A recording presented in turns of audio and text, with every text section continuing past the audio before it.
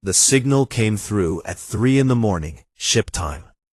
It was weak and broken, barely alive against the background noise of deep space. The communications officer on the patrol ship Dawan almost missed it. He almost marked it as nothing and moved on. But then he heard the voice. It was small. It was a child. And it was speaking in Korean. "We want to go home," the voice said. Then it repeated, again and again, like a prayer that no one was answering. The officer's hands went cold. He played it back twice to be sure, then sent it straight to command. Within the hour, the battle cruiser Iron Cradle changed course. Its captain, Yoon Nari, stood at the bridge with her arms crossed and her jaw tight.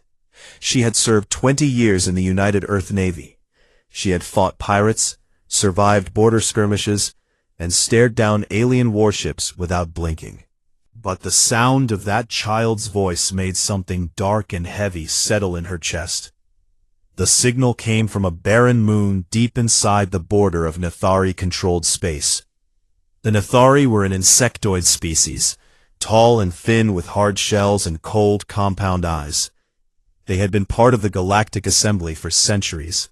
They were powerful, they were respected, and they had always looked at humans the way a scientist looks at something pinned under glass.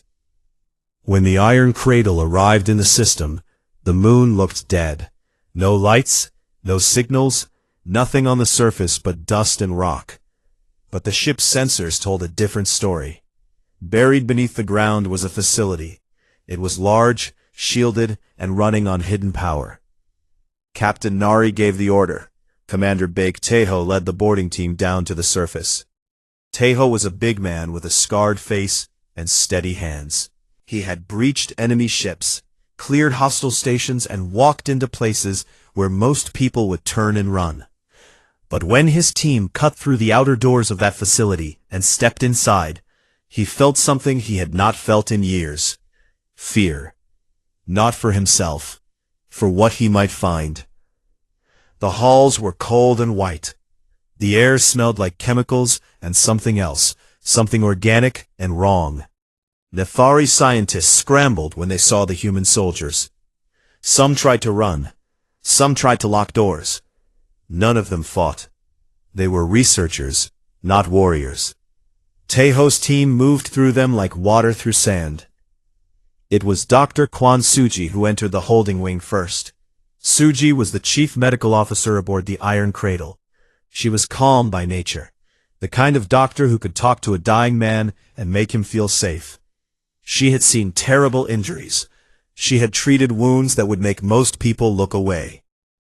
But when she opened the door to the first holding cell, her legs stopped working. There were children inside. Human children. 32 of them, ages 5 to 12. They were thin. Their heads had been shaved. Their arms and legs were covered in neat, precise scars where things had been inserted and removed. Their eyes were too wide and too empty, the eyes of small people who had learned that crying did not help. The Nethari had taken them from a colony transport ship called the Bright Morning, which had disappeared 8 months ago. Everyone had assumed it was lost to a navigation failure. No one had imagined this. The Nethari had wanted to study humans. Specifically, they wanted to understand the human adrenal system, the way humans bonded emotionally, the chemical processes behind love and fear and rage. They wanted to take those things apart, understand them, and find a way to use them as weapons. Because children's systems were developing and easier to map. Because children were small and could not fight back. Because to the Nethari, they were not people. They were specimens. Suji moved through the cells one by one. In the third cell, she found a girl named Lee Hae-yoon. Hae-yoon was 9 years old. She was sitting on the floor with her back against the wall, and in her arms, she held a younger boy named Cho Min-soo, who was 7. Min-soo had not spoken in weeks. His spine had been operated on without proper care, and he could barely walk. Hae-yoon had been carrying him, feeding him, protecting him from the others when the Nethari came for more tests. She had taken it upon herself to keep him alive. When Hae-yoon saw the human soldiers, she did not cry. She did not smile. She just looked up at Suji with steady, exhausted eyes and said, "Are you real this time?" Suji knelt down. Her hands were shaking. She wanted to scream. But she looked at that girl, and she kept her voice soft and warm, the way she would speak to her own daughter. "I am real," she said. "We are taking you home." Hae-yoon stared at her for a long moment. Then she nodded once, very slowly, and held Minsu a little tighter. Suji began triage. Several children were in critical condition. 2 had infections that had gone untreated. 1 boy had lost partial vision in both eyes from a neural probe. The youngest, a 5-year-old girl, had stopped eating days ago and was being kept alive by a Nethari feeding tube jammed into her stomach. Suji documented everything, every scar, every wound, every piece of equipment still attached to a child's body. She recorded it all with steady hands and a face made of stone, and she sent it to the iron cradle in a sealed medical file. Captain Nari read the file on her bridge. She stood very still for a very long time. Then she opened a Priority 0 encrypted channel to Fleet Admiral Han Do-hyun, the highest-ranking officer in the United Earth Navy. Do-hyun was back on Earth, in his office, looking at a photo of his own 2 children when the transmission came through. Nari's message was short. "They took our children. They cut them open to see what makes us love." Do-hyun read it. He read the medical file. He looked at the photos. He closed the file. He sat in silence for 11 minutes. Then he stood up, walked to his communications console, and opened a channel to every fleet commander in the United Earth Navy. His order was 5 words long. "Notify every ship we have." The United Earth Council met behind closed doors on a Tuesday morning. The room was deep underground, beneath the old city of Geneva, where the walls were thick enough to stop any signal from getting in or out. 26 people sat at the long table. They were generals, admirals, senators, and scientists. They were the most powerful humans alive. And when the lights dimmed and the footage from the Nethari facility began to play, not one of them could keep their composure. Admiral Han Do-hyun stood at the front of the room. He did not speak while the footage played. He let them see it, the cells, the children, the surgical tools still wet with blood, the 5-year-old with the tube in her stomach, the boy who could no longer see, Hae-yoon holding Minsu on the floor like she was the last wall between him and the end of the world. A senator from the Pacific Union put her hand over her mouth and left the room. A general who had fought in 3 wars bent forward in his chair and threw up into a waste bin. No one looked at him. No one judged, because every person in that room was breaking in their own way. When the footage ended, Do-hyun spoke. His voice was flat and even, like a man who had already passed through his anger and come out the other side into something colder. "The Nethari Dominion did this," he said.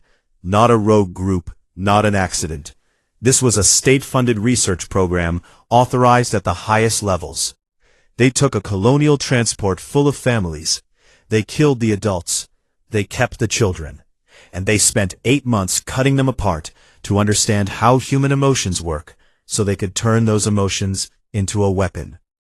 He paused. "There are 32 survivors. Several may not live through the month." The room was silent. Not the silence of people with nothing to say. The silence of people whose words had been replaced by something much older and much more dangerous. Do-hyun activated Protocol Cradle. It was a contingency plan written decades ago, in the early days of human space travel, when the founders of the United Earth Navy sat down and asked themselves a simple question: what do we do if someone hurts our children? The answer they had written was clear.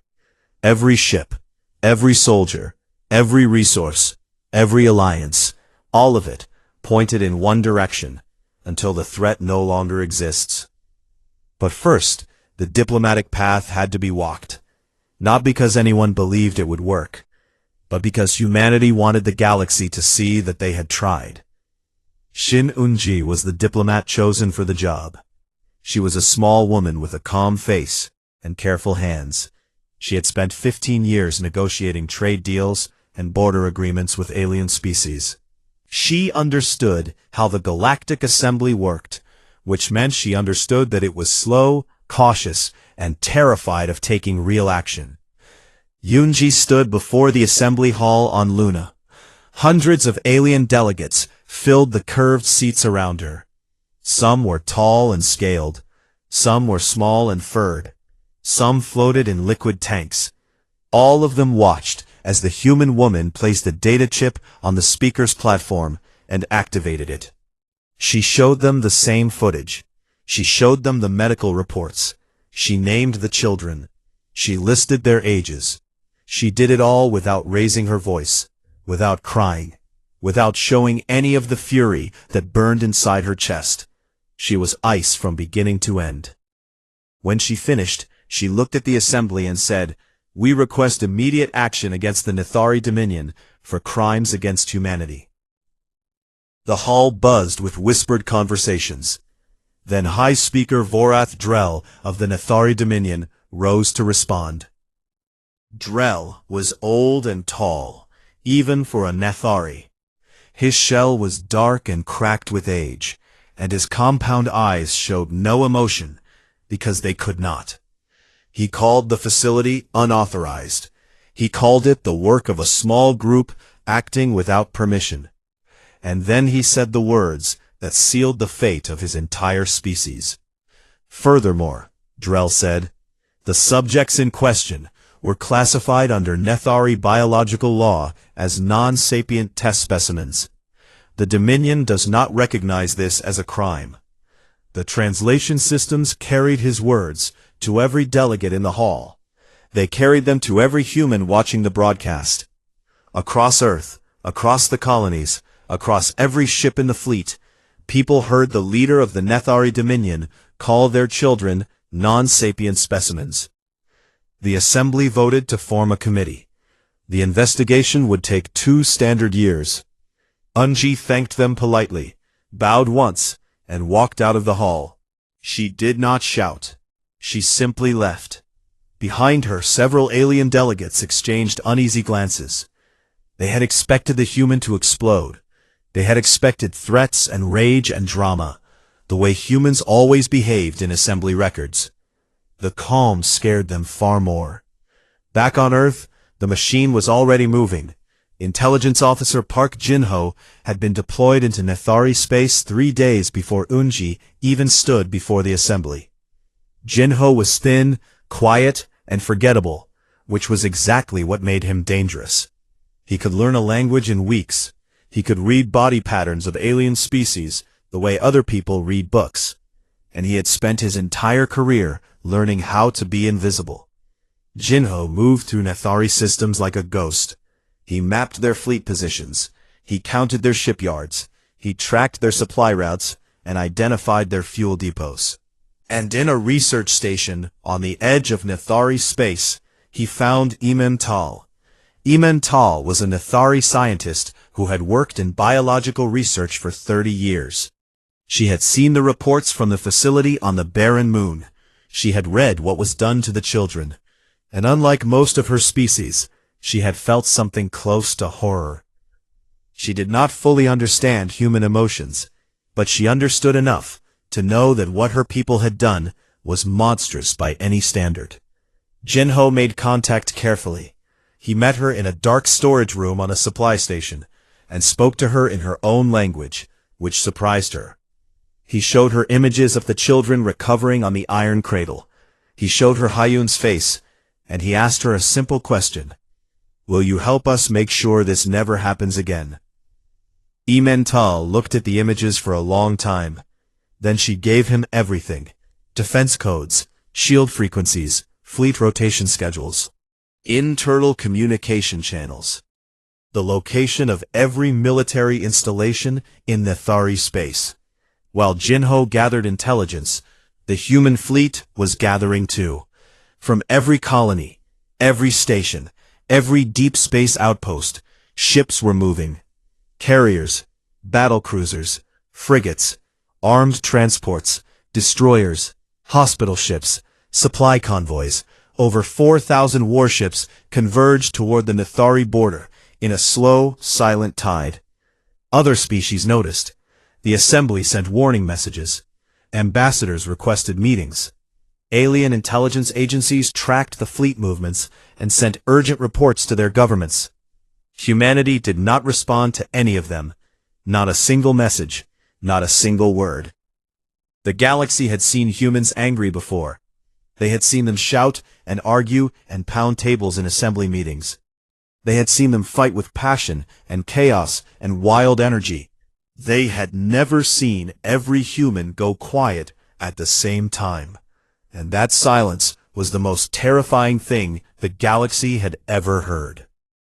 The Nethari Border Defense Network consisted of 47 stations spread across 12 systems. Each station was armed with plasma batteries and shield generators powerful enough to hold off a small fleet. They had been built over centuries, tested in simulations, and maintained with the careful precision the Nethari were known for.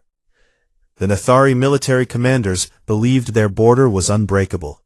They believed this right up until the moment 4,000 human warships dropped out of faster-than-light travel at the same time, in the same hour, across every single one of those 12 systems. The sensors on the border stations lit up like fire. The officers on duty stared at their screens and could not understand what they were seeing. The human fleet was so large and so dense that it appeared on long-range scanners not as individual ships, but as a solid wall of metal moving through space. Some Nethari officers thought their systems were broken. Some thought it was a sensor ghost. By the time they realized it was real, it was already too late. Admiral Han Dohan sat in his command chair aboard the flagship Indomitable. The bridge around him was quiet. Every officer was at their station. Every screen showed green. Dohan looked at the tactical display one final time, then opened a broadcast on all frequencies, in every known galactic language. "To the Nethari Dominion," he said. His voice was calm and steady, and carried no anger at all, which made it worse. "You were given the chance to answer for what you did to our children. You called them specimens. This is our answer." He closed the channel. Then he gave a single order. Begin. The border stations fell in hours, not days, hours. Human electronic warfare systems, enhanced by the codes that Ayman Tal had provided through Jinho, cut through Nethari communication networks like a knife through paper. Stations lost contact with each other. Fleet commanders could not reach their ships. Defense grids went dark. Shield generators powered down as if someone had simply turned them off. And into that darkness, the human fleet poured like a river breaking through a dam. Captain Yoon Nari led the vanguard assault. Her battlecruiser, the Iron Cradle, was at the front of a strike group of 200 ships aimed directly at the Nethari's primary shipyard above their colony world of Dreth. The shipyard was massive, a ring of metal and machinery, orbiting the planet where the Nethari built their largest warships. It was defended by a fleet of 80 vessels. 80 ships against 200 was not a fair fight. But Nari did not care about fair. She had taped a photograph inside her helmet before the battle. It was a picture of Hyun and Minsa, taken by Dr. Suji on the day they were rescued. Hyun's eyes were hollow. Minsa's face was blank. Every time Nari felt her focus slip, she looked at that photo and felt the cold fire in her chest burn brighter. The battle above Dreth lasted 90 minutes. The Nethari fought hard. They were not cowards. Their ships were well built and their pilots were trained. But they had never faced anything like this. Human ships moved in tight, coordinated formations that shifted and adapted in real time. Human weapons targeted weak points with surgical precision. And behind every torpedo, behind every railgun slug, behind every beam of energy that tore through Nethari armor, was something the Nathari did not have and could not understand. Purpose. Not the cold purpose of strategy or politics.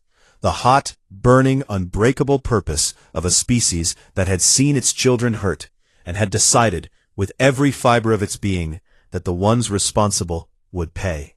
The Nathari fleet above Dreth was destroyed. The shipyard was taken apart piece by piece, not in a wild explosion, but in careful, targeted strikes that reduced it to floating scrap. Nari watched from her bridge as the last section broke apart and drifted into the void. She felt nothing.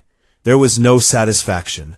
There would be no satisfaction until the children were safe, and the Nathari could never do this again. On the ground, Commander Bake Teho dropped his Marines onto Nathari military installations across 3 worlds.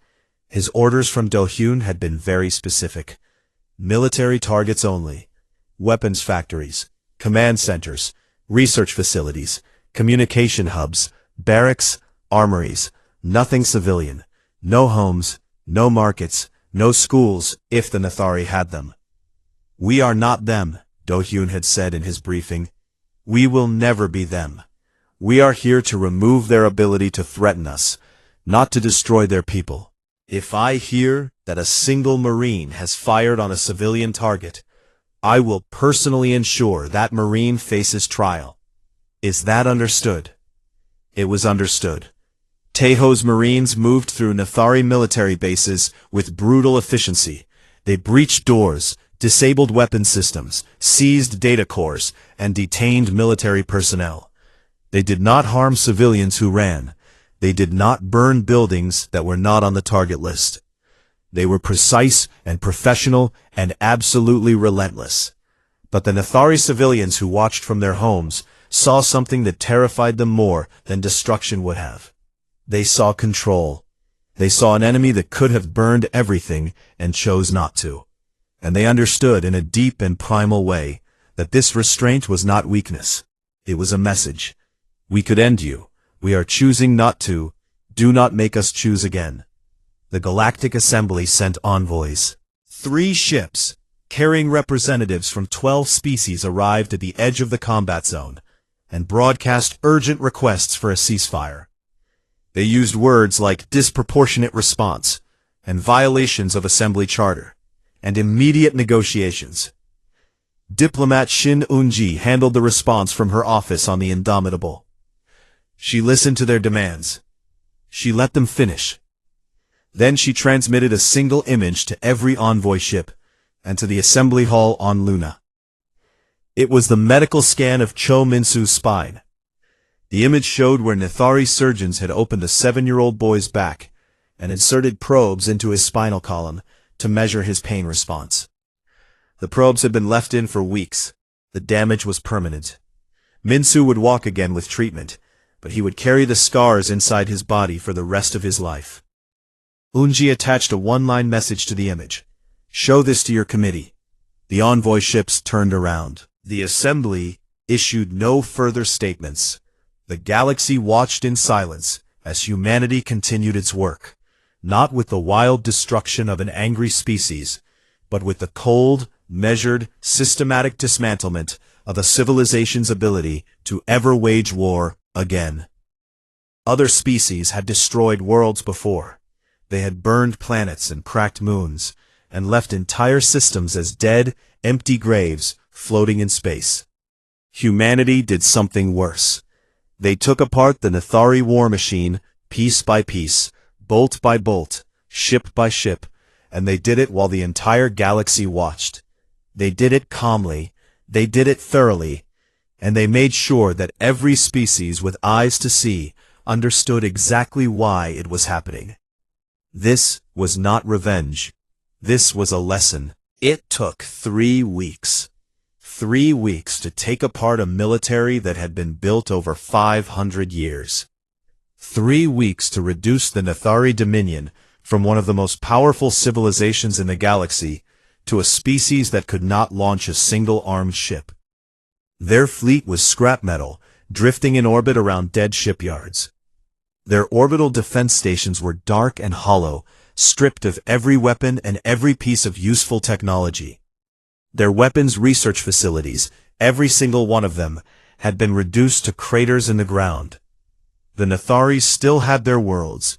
They still had their cities, their homes, their people. But they had nothing left to fight with, nothing left to threaten anyone with. And that had been the point from the very beginning. Admiral Han Do-hyun ordered the fleet to hold position around Verath Prime.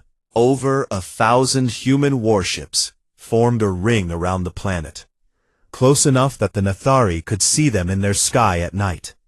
Small points of light, steady and unmoving, like new stars that had appeared to remind them of what they had done. But Do-hyun did not give the order to fire. He did not bombard the cities.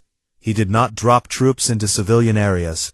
He did not poison their water or burn their fields or do any of the things that a vengeful conqueror might do. Instead, he sat in his command chair and opened a live broadcast.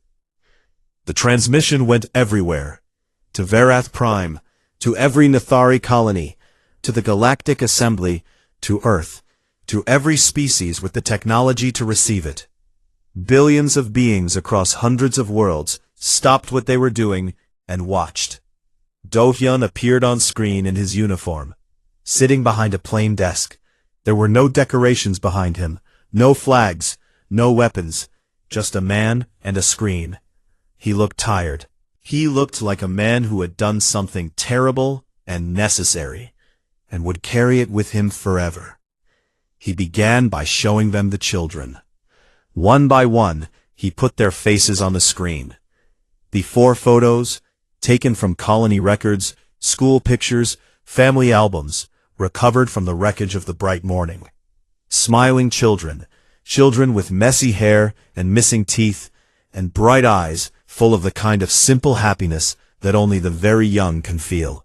Then the after photos, the shaved heads, the scars, the hollow stares, the surgical wounds, the tubes and probes and machines attached to bodies that were far too small. He named each child. He said their ages. He said where they were from. He told the galaxy about the 5-year-old who had stopped eating, about the boy who had lost his sight, about Minsu, who could not walk, about Hyun, who had kept the younger ones alive because no one else would. The broadcast lasted 40 minutes. Do-hyun did not raise his voice once. He spoke the way a father speaks at a funeral. Quiet, broken, certain. When the last photo faded from the screen, Do-hyun looked directly into the camera and said, "These were children, not soldiers, not diplomats, not threats, children. And you took them and you cut them open because you wanted to know how we love." He paused. "Now you know." Then he announced the terms. He called them the Verath Accord, and they were not a negotiation. They were a verdict. The Nethari Dominion was dissolved as a political entity. It would no longer exist. Its government was over. Its military was permanently surrendered. Every ship, every weapon, every piece of technology that could be used for war. Every individual involved in the experimentation program, from the scientists who held the tools to the officials who signed the orders, would be handed over for trial under human law. The Nethari species would be placed under a century-long guardianship, monitored by a coalition of other species, with humanity holding the power to override any decision. And on the barren moon where the children had been found, a permanent memorial would be built. It would stand forever. No one would be allowed to remove it. The terms were absolute. There was no room for discussion. Do-hyun made this clear with a single sentence. You may accept these terms, or you may watch what happens if you do not. On Verath Prime, High Speaker Vorith Drell received the broadcast in his private chamber. He was alone. His advisors had already fled. His military commanders had surrendered. His government had collapsed around him, like a building with its supports removed. But Drell was proud and old and stubborn, and even now, even with human warships filling his sky, he tried to rally what was left. He sent a message to the remaining Nethari population, calling for resistance. He called the humans savages. He called them emotional primitives who had no right to dictate terms to a civilization as ancient as the Nathari. He demanded that his people fight, even without weapons, even without ships, even without hope. His people did not listen, because in the same hour, Immental broadcast a different message. She released the personal authorization codes of Vorath Drell himself, the ones he had used to approve the research program, to fund it, to select the target, to sign the order that sent Nathari Ages to intercept the bright morning and take the children. She showed the galaxy that Drell had not only known about the experiments, he had designed them. The last shred of loyalty the Nathari people had for their High Speaker evaporated. They took him from his chamber, bound his arms, and walked him to the gates of the capital city, where Commander Beck Teho was waiting with a squad of human marines. Teho looked at the alien who had ordered the torture of 32 children. Drell looked back at him with compound eyes that showed nothing. Teho wanted to hurt him. Every cell in his body wanted to make this creature feel even a fraction of what those children had felt. But he thought about Do Hyun's orders. He thought about what kind of species humanity wanted to be. And he simply took Drell into custody without a word. Meanwhile, Park Jin-ho completed his final mission in Nathari space. He extracted Immental from the research station where she had been hiding and brought her to a human transport ship. She was frightened. She knew that many Nathari would see her as a traitor. She knew she could never go home. But when Jin-ho told her that she would be given asylum on Earth, she lowered her head and said, "I do not deserve kindness from your species." Jin-ho looked at her for a moment. "You helped us save children," he said. "That is enough." Back on the Iron Cradle, Dr. Kwon Suji had spent 3 weeks caring for the surviving children. She had barely slept. She had performed surgeries, treated infections, held small hands during nightmares, and sung songs she remembered from her own childhood to kids who had forgotten what safety felt like. She was exhausted beyond anything she had ever known. But on the day the Varath Accord was broadcast to the galaxy, something happened. Hae-yoon, the 9-year-old girl who had held Min-soo on the floor of that cell, who had not smiled since the day she was rescued, looked up at Suji from her bed and smiled. It was small and tired and unsure, like a flower opening after a long winter. But it was real. Suji sent a message to Admiral Do-hyun. It was short. Hae-yoon smiled today. First time in months. Do-hyun read the message on his bridge, surrounded by officers and screens and the weight of everything he had ordered. He set down his datapad. He turned his chair so that no one could see his face. And for the first time since the day he had read Nari's report about the children, the Admiral closed his eyes and wept, not from sadness, not from relief, but because a 9-year-old girl had remembered how to smile. And that meant that maybe, after everything, something good had survived. 1 year passed. The galaxy was different now. Not in the way it looked. The stars had not moved. The trade routes still hummed with ships, and the assembly still met on Luna in its great curved hall. But something underneath had changed. Something in the way species spoke to each other, the way they looked at the empty chairs where the Nathari delegates used to sit, and the way they glanced at the human representatives when they thought no one was watching. There was a new understanding in the galaxy. It had not come from a treaty or a speech. It had come from watching humanity take apart an empire in 3 weeks and then stop, on purpose, before the killing was done. That restraint haunted them more than the violence ever could. Shin Eunji stood before the Galactic Assembly for the second time. The first time, a year ago, she had shown them footage of tortured children and asked for justice. Now she was back, and this time, the Assembly listened differently. Eunji proposed a new law. She called it the Cradle Law, and its language was simple enough that no species could misunderstand it, and no diplomat could find a way around it. No species, under any circumstance, shall abduct, harm, experiment upon, enslave, or exploit the children of another sapient species. Violation of this law shall be met with the unified response of all assembly signatories, with no committee, no delay, and no appeal. She read it once. She placed the document on the speaker's platform.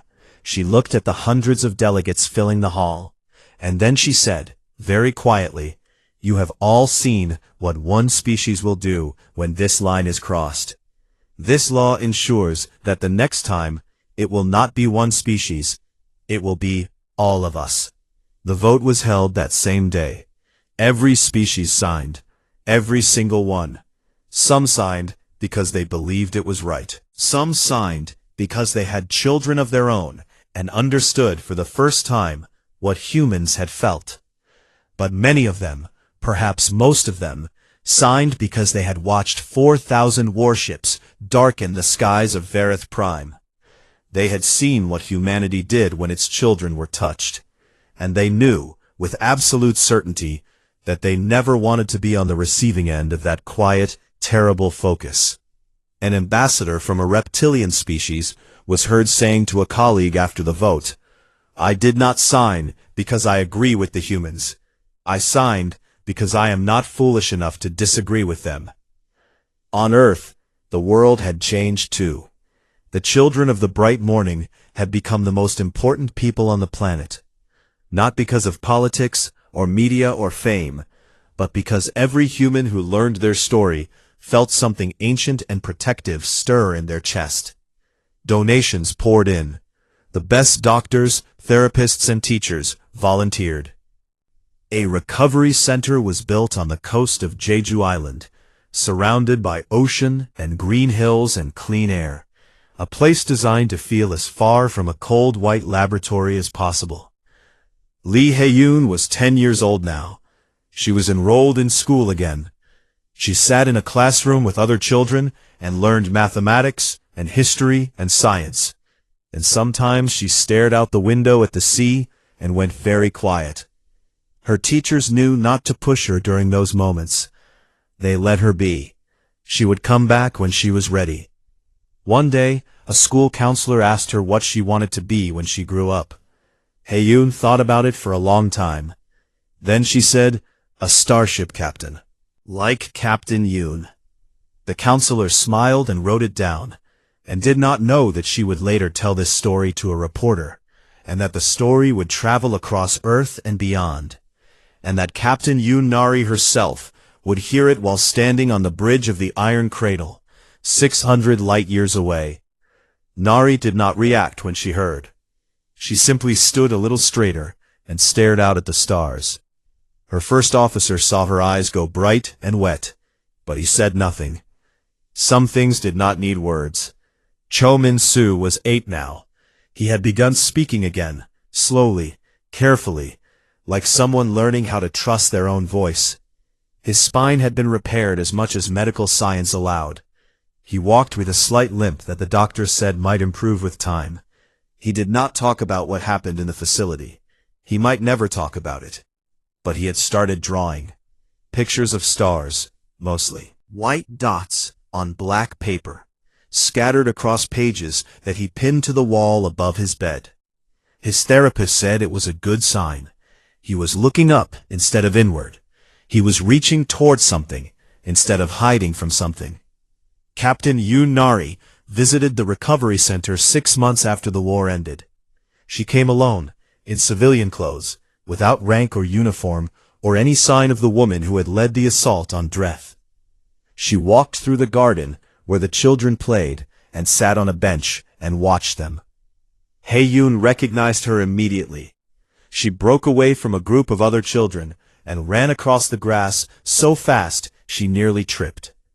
She threw her arms around Nari and held on with a strength that should not have been possible in such a small body. Nari held her back. She held her the way she would hold her own child if she had one. Tight and sure and safe. And the woman who had not flinched under enemy fire, who had led 200 ships into battle without a tremor in her voice, who had watched a shipyard burn and felt nothing, pressed her face against the top of a 10-year-old girl's head and cried. They sat together on the bench for an hour. Hae-yoon talked about school. She talked about the ocean. She talked about a fish she had seen from the window of the center. Normal things, small things, the things a child should be able to talk about.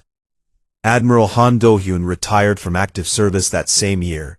His final address was given in the same room where he had first shown the council the footage from the facility. The same people sat at the same table, but they were different now. They had all been changed by what had happened. Do-hyun stood at the front and spoke without notes. We did not fight because we are strong, he said. We fought because they were small and scared, and ours. And the galaxy needed to learn that you do not touch what is ours. He paused. I hope no one ever has to learn that lesson again. But if they do, I know that whoever sits in this chair after me will do what I did, because that is who we are. Not because we want war, but because we will never ever look away when a child is crying. He saluted. The room saluted back.